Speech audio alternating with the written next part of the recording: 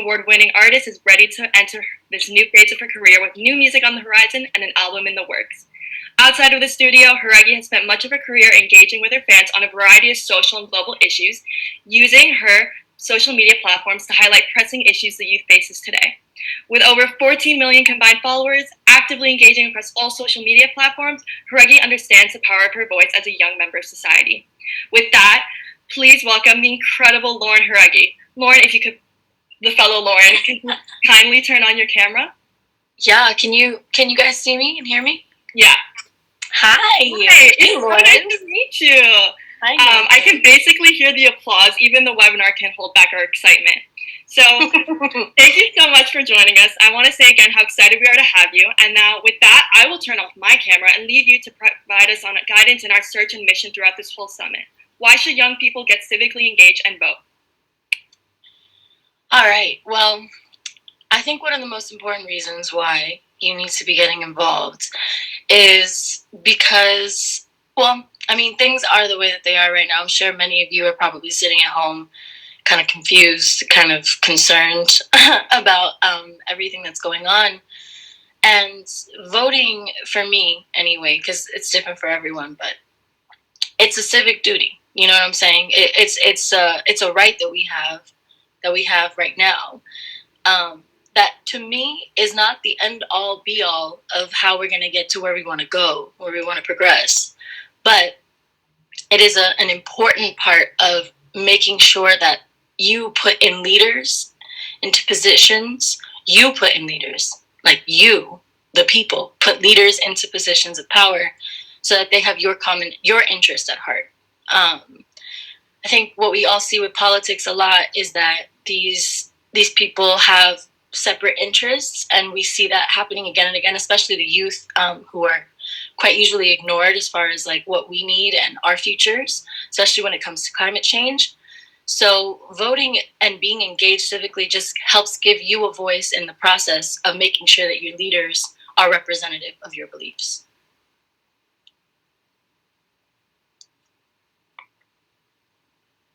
Is that where do I keep going? You can keep on talking. If you'd like, we could just jump into the Q&A session. Does that sound good, or do you want to? Yeah. I mean, I don't mind. Just for all of you guys listening, I guess one of the most important things that I feel like you need to know. Again, you guys are the youth, right? So most of y'all either can't vote this year or are voting for the first time this year, probably, right? So one of the key elements to being a civically engaged is being educated. And that's what I love about what you were talking about earlier, of just the process is not just, oh, I'm going to go vote. You know, there's so much information out there about voting, what propositions are going to be on your ballot, who the people are, all the different positions that are running. And, you know, we kind of get into this place where they tell us that the president, or it seems like the president is the only one who's important when it comes to decision making and everything. But when you really look at government and how it's broken down in the United States, the president is the executive branch, right? So they're one branch of the three-part system that we have. And that is federally. So federal means national. It means it's going to go to everybody, right? The rules that are made, the policies that are made, whatever it is, it's going to go nationwide. Then you have local officials. And I don't know if you guys noticed this, but during the pandemic, you know, a lot of the policy that different states are exercising in the case of, you know, safety, they have to do with local officials, the local mayor, the local commissioners, the local judges. And so this year on this ballot, there are, again, more than just the president is up for re-election. There are so many important positions that you need to educate yourself about. Because to be honest, I didn't even know. I didn't even know. When I first went in to vote in 2016, that was my first time voting. I saw the ballot. I knew exactly who I was voting for president. And then I looked at everything else and I was like, I didn't know that there was a lot of other people here. Like, what? Who are these people? So I just kind of went down the list and I just voted for all of the female Democrats that I saw, right? Because in my mind, they're the most progressive. That's just me. But then I realized in retrospect, like, that is not how I can just be showing up to a ballot. These decisions that are made, these people that are put into these positions of power, they're very important.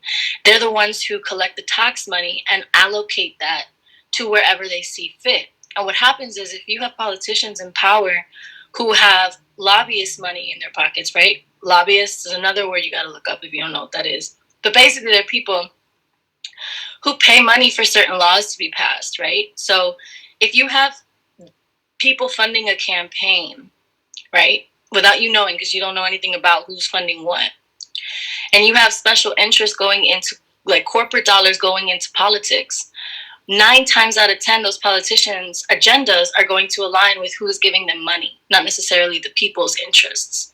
And therefore, it is extremely important to be mindful of who it is that you're putting into these offices locally, because local officials affect your life personally, affect your family's life personally, and affect your communities personally. Again, when we're talking about school safety, when we're talking about climate change, when we're talking about funding for schooling, because, like they were saying earlier, low income scenarios have much less access to resource, and essentially everything is not isolated, everything is connected, right? So every single part of the government and every single piece works for the whole.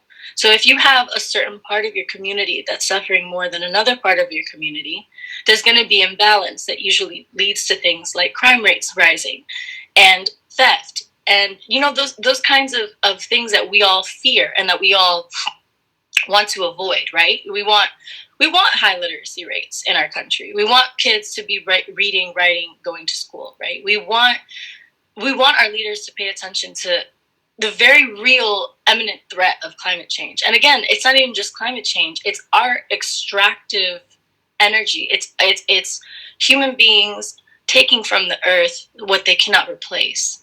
And that causes a shift in temperatures, a shift in how many storms we're seeing. There's like 5 cyclones in the Atlantic. You know what I'm saying? Like, that's not normal. All these fires, not normal. So we have to just be mindful again of, it's not just a presidential election. This is about your local leaders as well, especially in Florida. We need environmental protections for our waters. There's no question about that. But is the current administration and the current people in office even thinking about that? No, quite honestly. I went to the budget meetings. Trust me, they're really not thinking about it. So the more you get involved and the more you realize this and the more you educate yourself about all of the different candidates, because that's another thing. When you're voting this year, you can't just vote via party. That's something that I've been saying a lot. You can't be voting based off of your party or your parents' party or whoever. Democrats and Republicans alike are politicians. And we all know what politicians are, right? So you have to be mindful of who you're voting for, what their character is like, who is funding their campaign, and what do these people intend to do for your community. Those are the questions that you need at the forefront of your criteria of who it is that you're going to end up checking in that ballot box. Because if that's not what you're thinking about, you're more likely to go in there and just kind of be like, I don't really know who this person is. Trust me, I've been there, and it makes you feel a little helpless. It makes you feel a little bit like, oh my God, do I not know what's going on? So that would be my advice. Educate yourself about your local officials and get involved. That's it. I'm done. It's actually so inspiring. Thank you so much for the incredible speech. I really loved how you touched upon local and state elections, because there seems to be a gap when people don't understand that those are so important. Everyone thinks about, presidential election, but, we have local officials that if you don't want to choose them, then we're going to get stuck with different kinds of people that you might not like. And I really enjoyed how you talked about and highlighted literacy rates, because there is such a disparity, especially in Florida. Mm-hmm. And it shouldn't be a thing, We should all. It really shouldn't be a thing. If we want to talk about a great country, right? When we talk about great countries, I think that there's a huge misconception right now about what it means to be great. And we've been taught as a society and the youth that to be great means to be rich. It means to have a lot of money, a lot of wealth, a lot of possessions, and a lot of kind of stuff to show off at the end of the day. Because all of this stuff All of the stuff that you see celebrities with, all of the, all of that stuff, that's all an illusion. All right? That's all an illusion. All the money in this country pretty much is fake numbers at the end of the day. Just being very real. So an economy is necessary for a quote unquote continued functioning society. But there are many different ways to look at an economy. And the GDP of a nation, the gross domestic product, how much money we generate as a country, is not, to me, indicative of a great country, because that money can be coming from anywhere. Like in the United States, $1 billion, we have $1 billion human sex trafficking industry. And I know that's kind of heavy, but you have to understand that that $1 billion industry contributes to our great GDP. You know what I'm saying? We sell the most weapons in the world. That contributes to our GDP, right? So what makes us great is essentially things that don't align with us morally. I like to think that it doesn't align with us morally as people, right? So when you're voting, you need to vote with the intention of making this a great country outside of just money and wealth and perceived wealth, because we still have only 3% of our population is wealthy.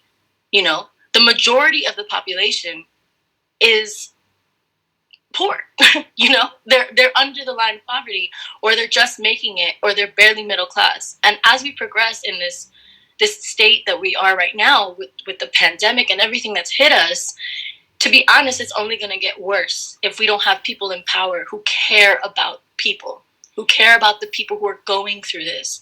So what we're seeing right now is corporate money being given out. You know what I'm saying? We're seeing handouts to corporations, and usually people say, well, corporations need to keep going because of their employees.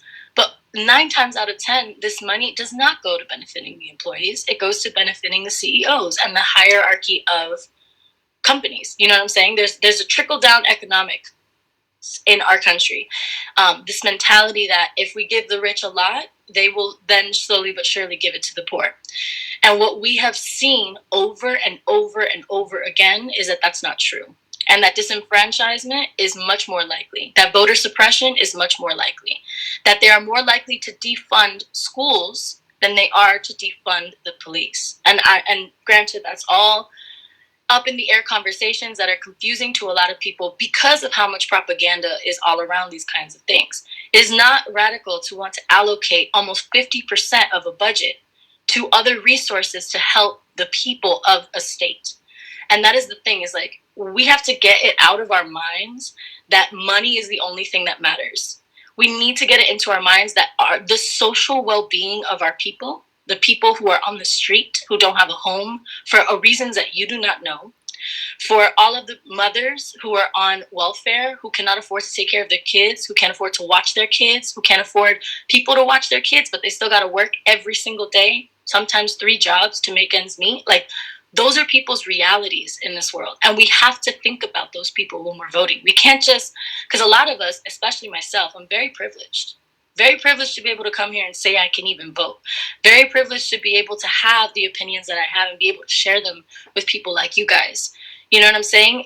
This communicative relationship is a privilege, to be able to talk about these things and to be able to have a right to have a say. So if you can exercise your right to vote, it is vital that you're voting with your heart this time. Not party affiliation, but with your heart. What is it that is going to help my community thrive? What is it that's going to make sure that the most vulnerable person where I live is also just as taken care of as I am? And, there's a lot of rhetoric around why or why not that's a bad way to look at things politically.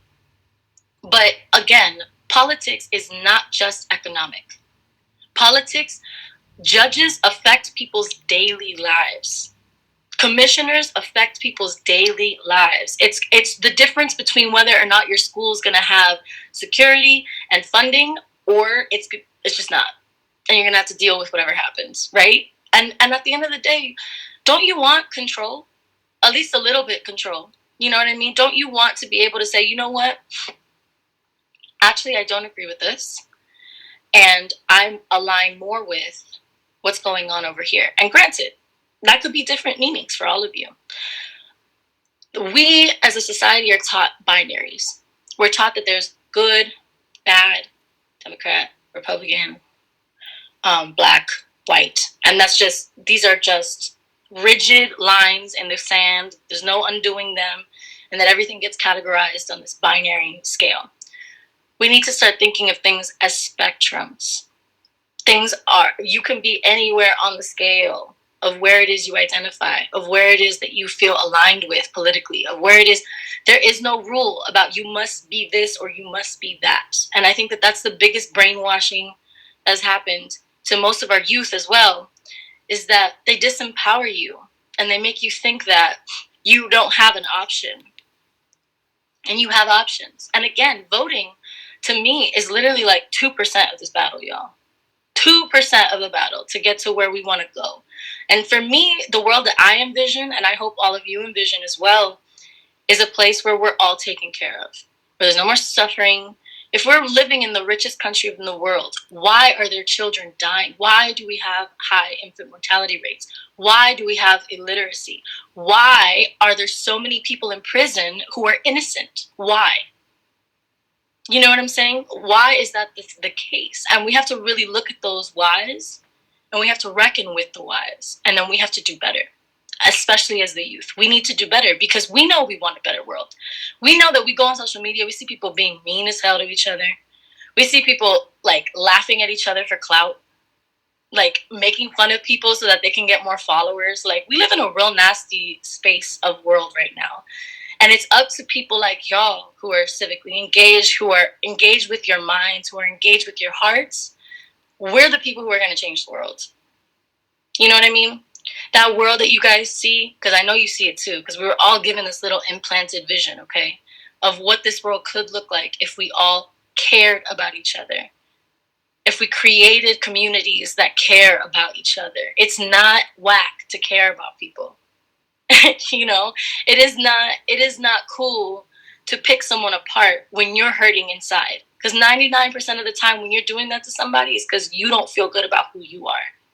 So again, all of this to say, politically, even, you know, get aligned with who you are. Get aligned with what you believe in, not what your parents believe in, not what your friends believe in. You know, you don't have to tell people how you really feel or what you really think. That's your business. It's your privacy. But make sure that whatever it is that you're aligning with, it aligns with your heart and your intentions of who you want to be in this world and what you want to bring to this world. It's so important. Thank you so much, Lauren. That really, really resonated, I'm sure, with everyone on this call. Also, I'm Jauregui. Hi. I'm really excited to have you here. I can't tell you how honored we are, and as is like everyone on our team. I've been listening to you since I was like forever. I mean, you're not. It's too much older than me, but you are. But you know, It's incredible. so cute. I wanted to.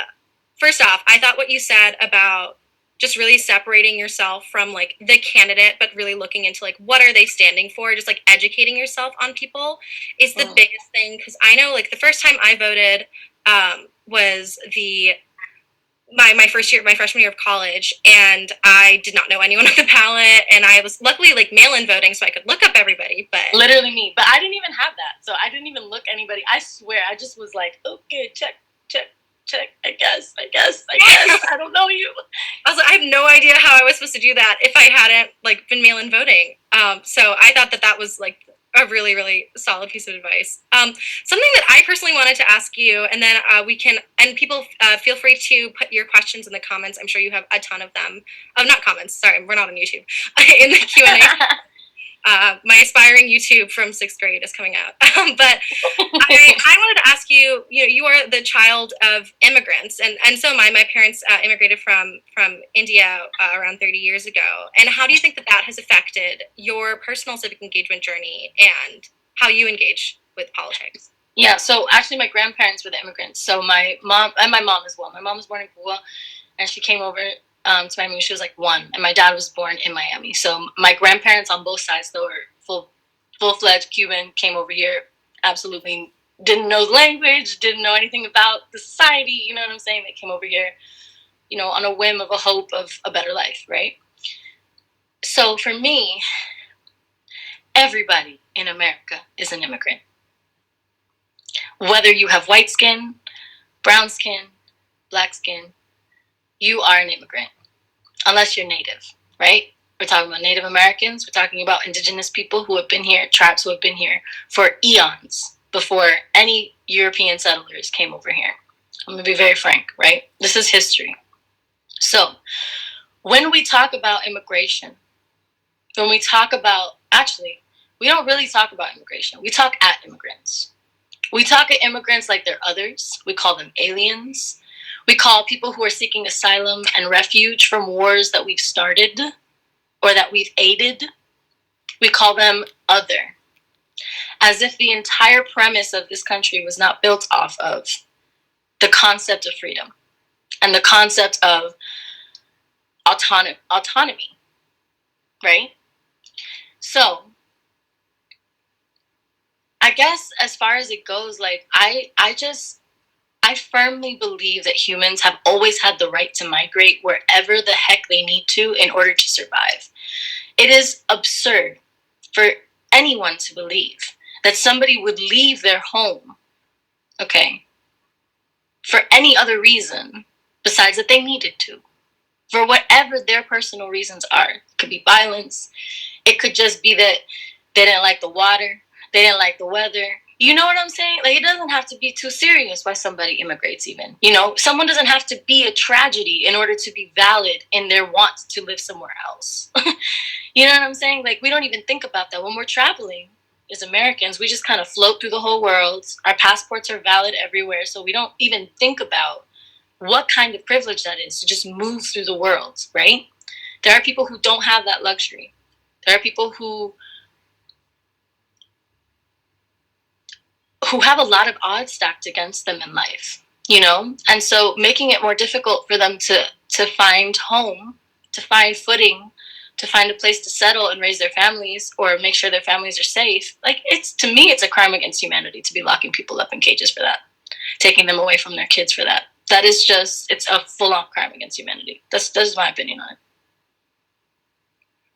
So now going back, talking about immigrants, growing up in Miami, we are in such a diverse community. So I've noticed in my high school and just being out in the community, there is some kind of lack between civic engagement and the youth. So how did you even become so civically engaged and interested in helping out in Miami? Because, in the music industry, you have such a following, but you're still coming back to Miami, which is so inspiring because we still, we're still here. We got a lot of work to do, and it makes me so happy that you're reposting and about Miami, and I wanted to applaud you on that and just know how that came to be.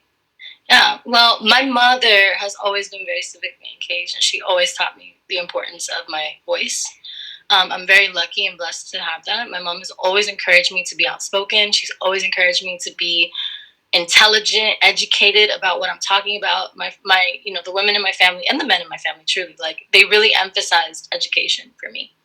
So I've always been aware of the fact that I need to be involved. You know what I'm saying? And again, as I grow, there's just this. So the reason I'm staying in Miami, right? The reason that I came back to Miami, the reason that I always stayed politically active in Miami is because Florida is a conservative state. And I am not conservative. Granted, everyone can be what they want to be. But in my opinion, conservative and traditional have been words that are being used right now to kind of perpetuate fascism. And I just don't believe in that. And I believe that Florida has a lot of fascist leaders who are very aligned with that mentality and very aligned with extractive practices and ways to take from the people. I've seen that repeatedly throughout my youth, I've always seen the disenfranchisement or the distrust of government around everyone. You know what I'm saying? So being civically engaged in Florida for me is my attempt to bring a progressive voice to it and bring about, hopefully, a more rounded movement for people who are disenfranchised.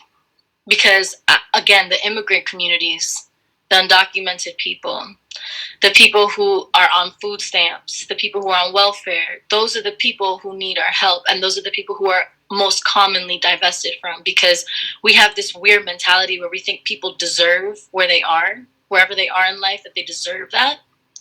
And we don't consider all of the different obstacles that get people to where they are. Even right now, we're experiencing insane voter suppression from our governor.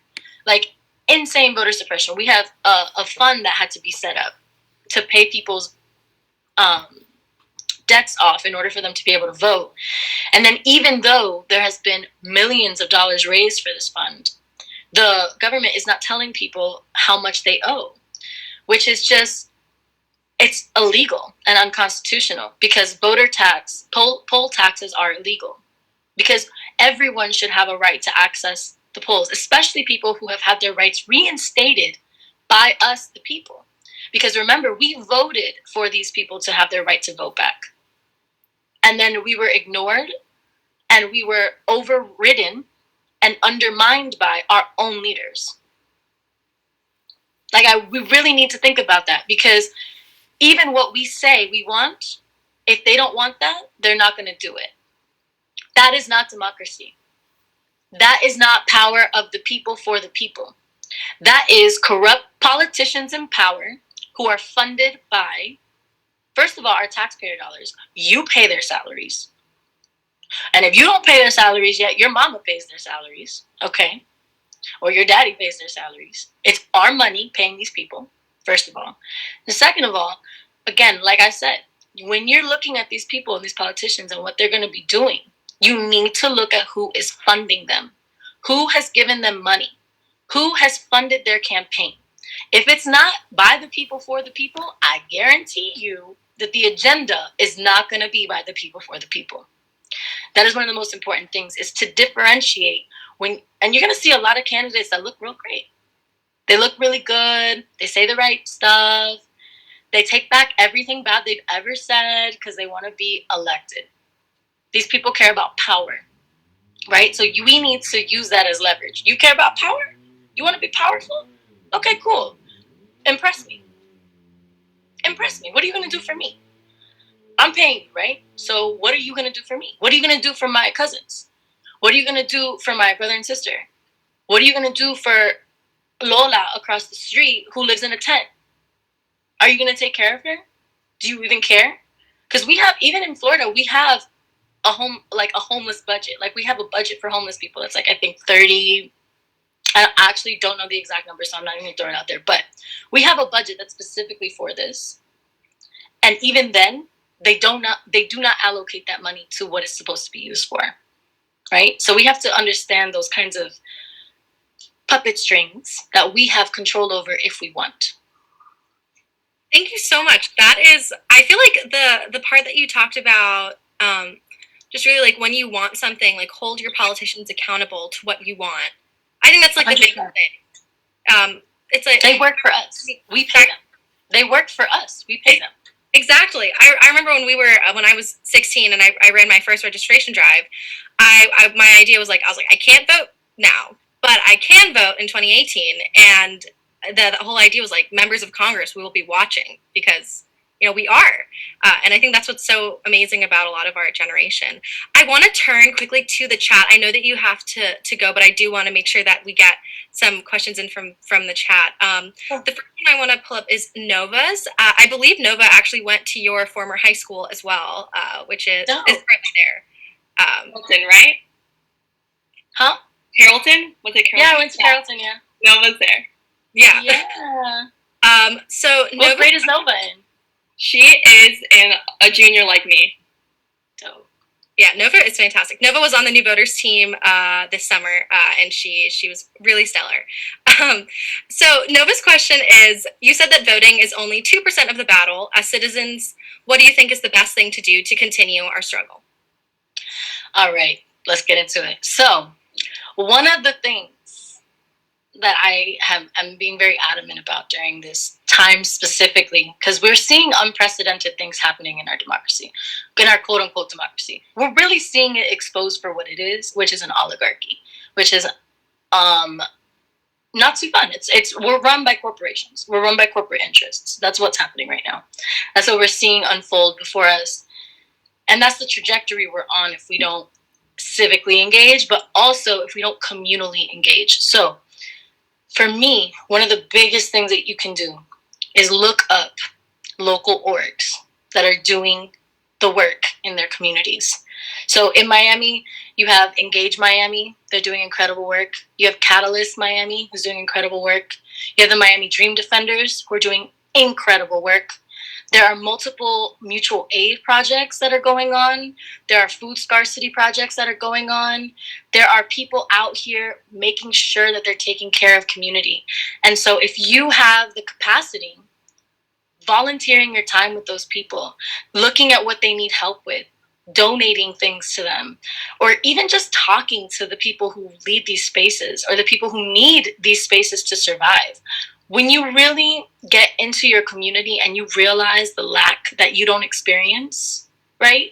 Because that's a huge thing for me. People, when they think politics, they think, how is this going to affect me, my money, and my family? And granted, that's valid. You know, we all got to be navigating through life like that. How am I going to be affected? How are my peers going to be affected? How is my well-being going to be affected by this, right? So that's fine. But most of us do not vote from a place of empathy or sympathy for another person's struggle. A lot of us who are privileged especially look down on people on welfare, people who are homeless, people who do not have the means that we have. Again, because as a society, we've deemed these people unfit, unworthy, non-productive, and therefore they don't matter. If they can't contribute to an economy, they don't matter. And that's not true. Human life is precious regardless of what state of place they're in. You can crack open any holy book of any sort and it will tell you the same exact thing. Okay? Human life is precious, whether it's productive or not. Okay? There are kids who are starving.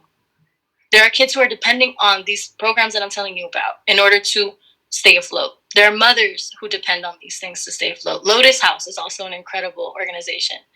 Barnyard, I don't know if they're still around, but they are also incredible.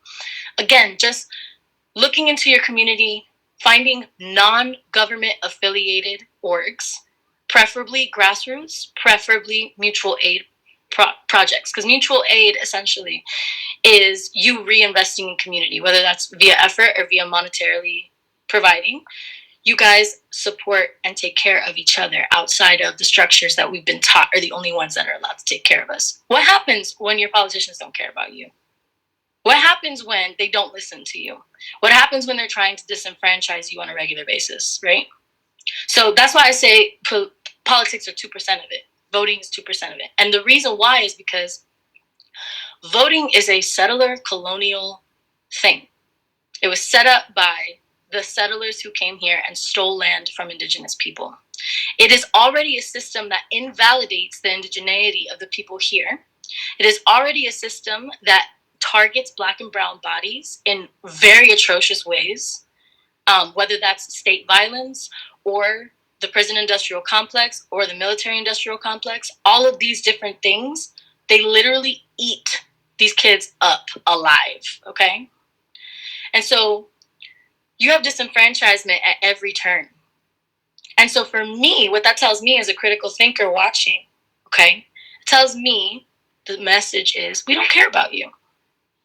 Actually, we only care about corporations. Actually, we get way more upset when property is damaged than when lives are lost. I care a lot more about that, actually, right? Not I. I'm saying them. I'm them. I'm embodying them. You know what I'm saying? So when that happens, what do? Do we panic? Do we feel helpless? Yes. That's what we've all been doing. We've all been like, what the heck is going on? When are these people gonna care? When are they gonna get their shit together? Like, what is this? You know what I mean? Like, we're just seeing a whole clownery of people going back and forth about shit that doesn't matter. You know what I'm saying? Like, it doesn't matter. At the end of the day, these core issues are a result of, again, settler colonial tactics to keep people under power and to keep people in line with their agendas, right? So that's a lot to digest, but I really encourage you to look into it because the way that I see it, the world that we want to see is outside of what we know. The world that we want to see has to be created by us. It doesn't exist. And that's for me is like reforming a system that was built exactly as is. If we keep going on that whole reform method, then we're just going to continue to play in to the same thing. It keeps cycling. You can look back 20 years in history and the same exact things are happening right now that happened then. And then we all are outrageously concerned, like shocked, like, wow, I thought we had progressed. I thought we weren't racist anymore. I really thought that we had this on lock. And at the end of the day, no, we don't. You know, because all of these kinds of things, racism, sexism, all of these things that are fabric, they make up the fabric of our society in America, okay?